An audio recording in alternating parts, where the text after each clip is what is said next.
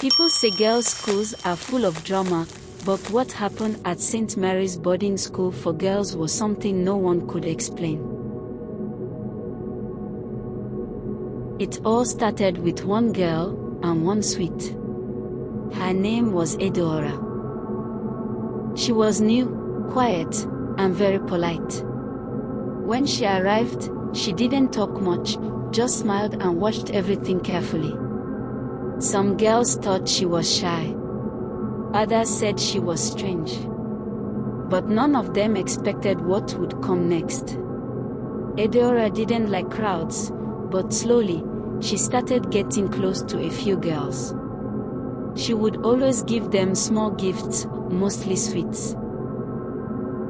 Strange-looking candies they'd never seen before. Some were wrapped in shiny gold paper, others had no wrappers at all. But whenever someone took one, they'd smile at her differently the next day, like they suddenly became her best friend. At first, the other girls joked that Adaora was just being generous. She too liked sweet, one of them laughed. But something was off. Very off. Those who accepted her sweet started changing. One girl, Amaka, who used to lead night prayers, suddenly stopped attending. Another, Bisola, who always spoke up in class, became completely quiet, and only whispered to Adaora. Soon, 7 girls had become unusually close to her. They followed her everywhere, even at night. They stopped eating in the dining hall and started bringing food to Adaora's bunk instead. Like they were serving her.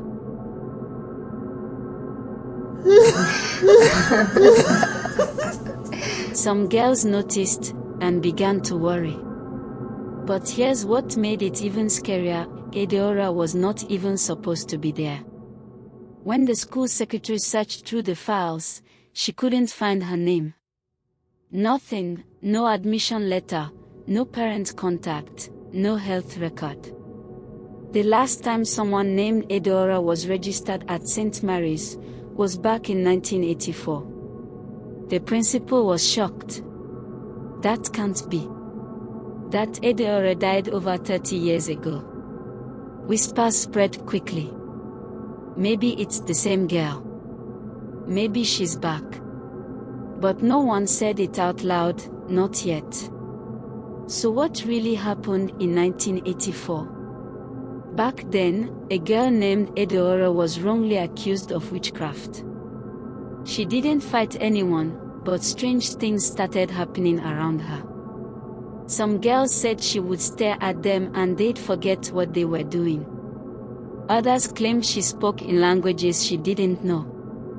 When her chalk drawings were found behind the chapel, the school blamed her.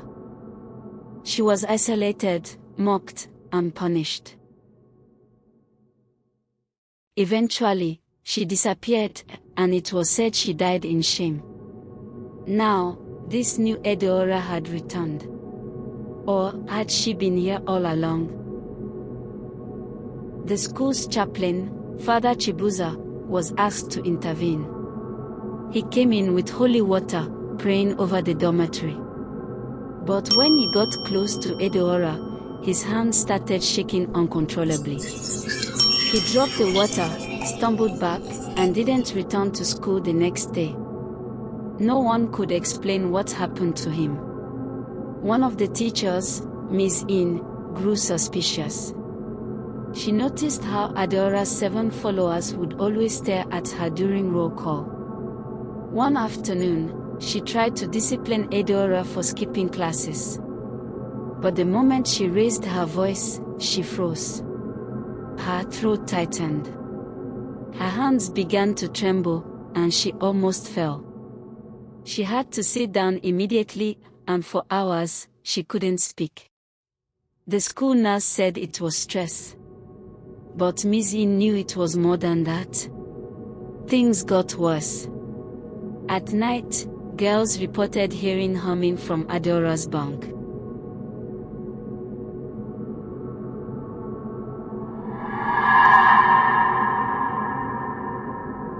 Candies would appear in random lockers.